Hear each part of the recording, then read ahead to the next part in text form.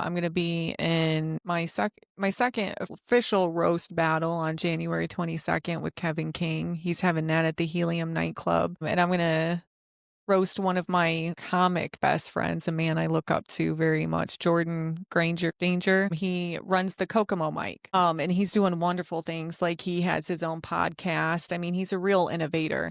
And it's funny because we met back in June, and those people that you just hit it off instantly, like he's got a creative vibe.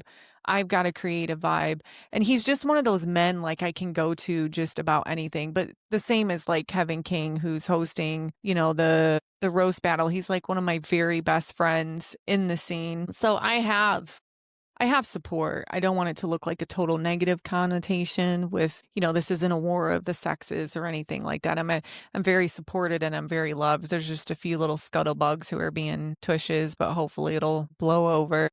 How difficult is it to continue this path for you as a as It is hard. It's been mentally stressful. It's really mentally stressful too because the people who love me and who have wanted this for me for a long time, like my father, my family, kids, nieces, nephews, and stuff like that, they want to go to the shows, but they also know that these things are being said on stage and off stage. And my father is a very blunt man. Like my little sister asked him a couple weeks ago, she's like, why don't you go to her shows? And he goes, what am I going to do when one of these idiots says something? He's like, I can't go off on him. He's like, that'll, cause he's my father. He doesn't want to see that. So they haven't really been able to come and enjoy me doing that.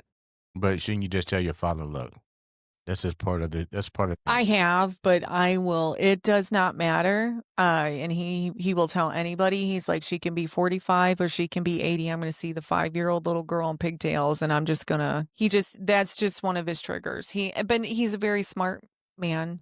He knows his triggers and he knows. But I'm hoping he'll come to the roast battle because the guy who I'm roasting with, Jordan, I'm just gonna let him know, hey, this is a safe zone. Like we've What already is a talked. what is the rose Oh my roast and what is goodness. that? They're so much fun, and if you get a chance, you really need to come. I will buy you a ticket. I will you really should experience a roast battle, especially with Kevin King. It's something that he started in Greenwood, Okay. and it's called like Heckle and Hyde, where comics essentially like go back and forth and they roast each other about, just anything. Obviously, prior to the comedians will be like, hey, what shouldn't we talk about? Like there's boundaries and stuff like that, but it's kind of like a no holds bar where you're bantering back and forth. And it's a lot of fun, very exciting, very high energy, and it's a blast. And Kevin King, he got us onto the Roast Battle League, I guess, which is like a national thing. So he's doing 2 nights in January. He's doing January 22nd, January 29th, and I'm on January 22nd. So if you want to come, I will get you that ticket So just so you can experience how it. do you prepare for that with Well, material it without offending each other? well, you eventually you are going to I mean, you are taking digs at each other, but it's like the point with what's going on with me in real life. There's a point to where it's left on the stage and when it carries off the stage, right?